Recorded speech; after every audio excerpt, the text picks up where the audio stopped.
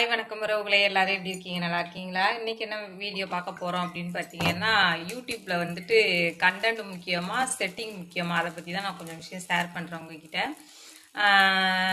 இப்போ வந்து என்னடா இப்படி வீடியோ வருது அப்படின்னு பார்த்தீங்கன்னா, இனிமேல் அடிக்கடி இப்படி தான் வீடியோ வரும். டச் வீடியோ கூட இனிமேல் போட வேண்டாம் அப்படின்னு முடிவு பண்ணியிருக்கேன். ஏன் எதுக்காக அப்படின்னு பார்த்தீங்கன்னா, ஒரு பட்சத்தில் ஒரு நேரத்துலலாம் பார்த்தா செட்டிங் மட்டும் தான் முக்கியமாக இருக்கும். ஹேஷ்டேக்கு, ஒரு வீடியோக்கு தம்ப்ளைனு எல்லாமே வந்து கிரியேட் பண்ணுறது, இதெல்லாம் மெயினாக இருந்தால் தான் ஒரு வீடியோ வியூஸ் போகும் அப்படின்னு சொல்லி நானே ஏகப்பட்ட வீடியோ சொல்லியிருக்கேன். ஆனால் இப்போ உள்ளதெல்லாம் பார்த்தா அப்படி வந்து கிடையாதுங்க.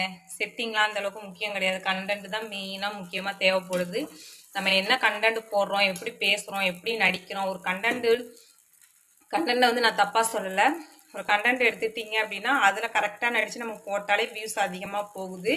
நிறைய பேர் இப்போ கண்டென்ட் வீடியோவை போட ஆரம்பிச்சிடுறாங்க. அந்த கண்டென்ட்டை வந்து அப்படியே கடைபிடிச்சு ஃபாலோ பண்ணி அவங்க வந்து ஒரு பிக்கப் கொண்டு போய் அவங்க சேனலை ரன் பண்ணி கொண்டு போயிடுறாங்க. அதனால் வந்துட்டு கண்டென்ட் தான் மெயினாக வந்து இப்போ உள்ள இதில் வந்து முக்கியமாக தேவைப்படுது. செட்டிங் எல்லாருமே இப்போ நான்லாம் எல்லா செட்டிங்குமே பண்ணி வச்சுருக்கேனே. அவ்வளோ செட்டிங்கும் பண்ணி யூடியூப்கிட்ட ரெக்கமெண்ட் கேட்டு தான் இந்த வீடியோவை நான் போட ஆரம்பித்தேன். டச் வீடியோவே நான் போட ஆரம்பித்தேன் யூடியூப்கிட்ட வந்து சர்ச் பண்ணி கேட்டுட்டு. ஆனால் இப்போ அதுக்கு கூட சுத்தமாக வந்து டவுன் ஆகிடுச்சு. லைவெல்லாம் ரொம்ப மோசம். லைவெல்லாம் வந்து வியூஸ் சுத்தமாக போக மாட்டேங்குது.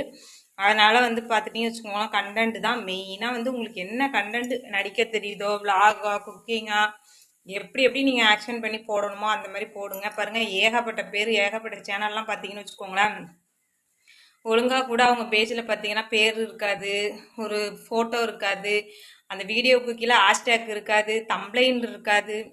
ஏன்னா தானே எடுத்து போடுவாங்க. அவங்களுக்கு பார்த்தீங்கன்னா வியூஸ் அதிகமாக போகும். ஏன்னா அவங்களுக்கு கிடைச்ச அதிர்ஷ்டம் அப்படி. நம்மளுக்கு வந்து கடைசியில் பார்த்தா அவங்களாம் ஒரு 10,000 5,000 ஃபாலோவர் தான் இருப்பாங்க. நம்மளுக்கெல்லாம் பார்த்தீங்கன்னா இப்போ 40,000 ஃபாலோ வச்சுக்கிட்டு 400 வியூஸ் கூட போக மாட்டேங்குது. அப்போ எவ்வளோ கஷ்டமாக இருக்கும் நம்மளுக்கெல்லாம்.